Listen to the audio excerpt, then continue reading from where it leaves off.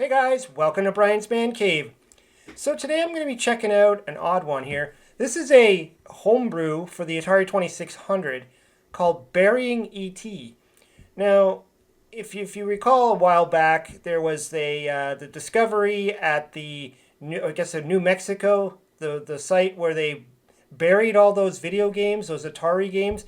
Now, I know a lot of people just talk about E.T., but I believe a lot of Atari stuff, not just E.T., was buried there. It was like pretty much around the time of the crash.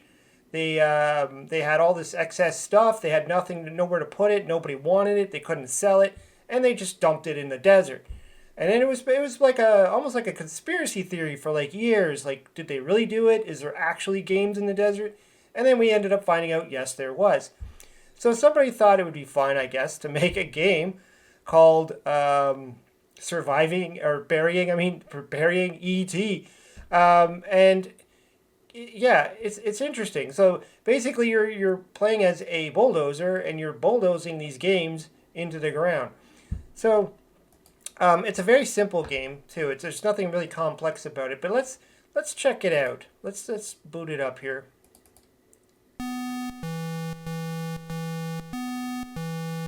So it's got a nice little soundtrack. That font looks like it's almost like it should be like a horror font or something, like Friday the 13th or Texas Chainsaw Massacre or something else. Looks very the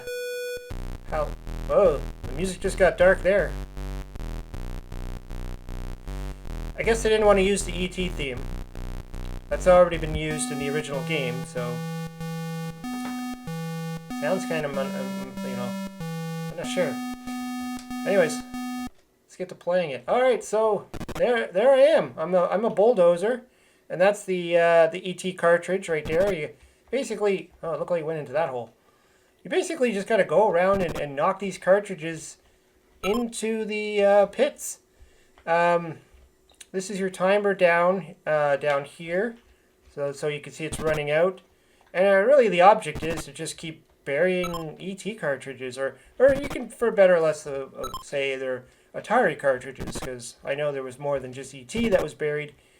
But I mean, the level kind of has the feeling like the ET level with the pits in it. ET carts buried, 11.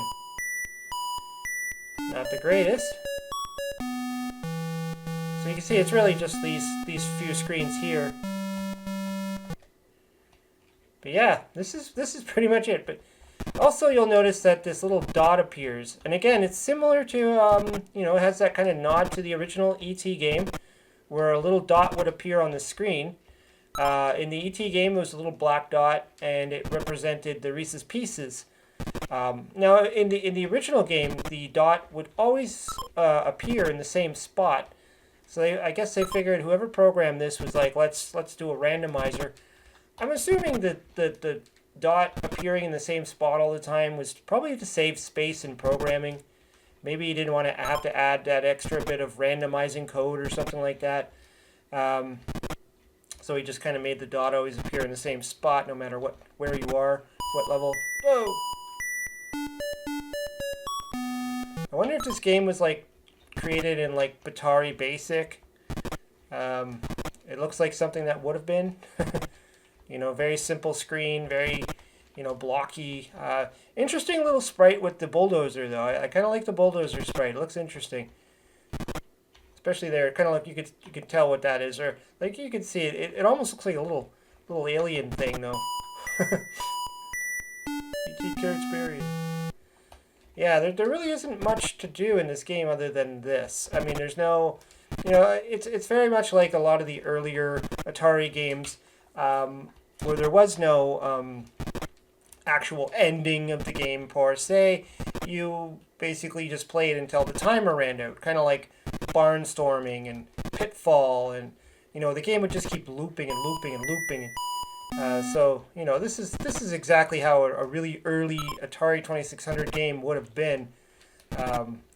But according to their website, it looks like you can buy a copy of this as a physical copy and get a box and maybe even a manual. I don't know.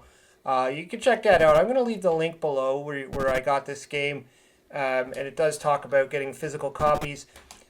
Seems like something you'd want to have more as just like a fun little collector's item.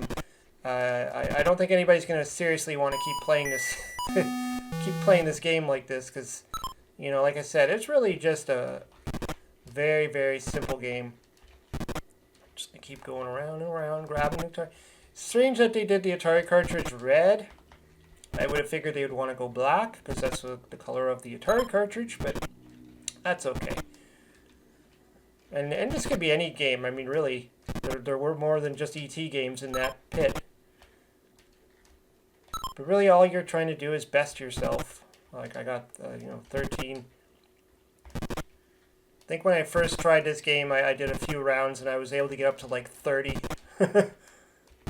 It's all up to that little dot. If you don't get that dot to increase your time again, that's what's important. So if you can get into a nice rhythm of constantly grabbing that dot, as long as one appears. I don't know if it's a random time where it appears or I can't, like, one hasn't appeared right now in a little bit. Oh, it's all the way over there and it's gone now. Oh, 31. Yeah, that's it. That's Burying E.T. for the Atari 2600. Like I said, I'll leave a link down below. You can go and grab it. You can go read about it. If you're interested, if you're one of those people that likes to buy everything physical, no matter what the game is, maybe this is for you. Maybe you're a fan of the E.T. game. I don't know. Anyways, let me know what you think. Throw some comments down below. Hope you subscribe, and we'll talk to you later.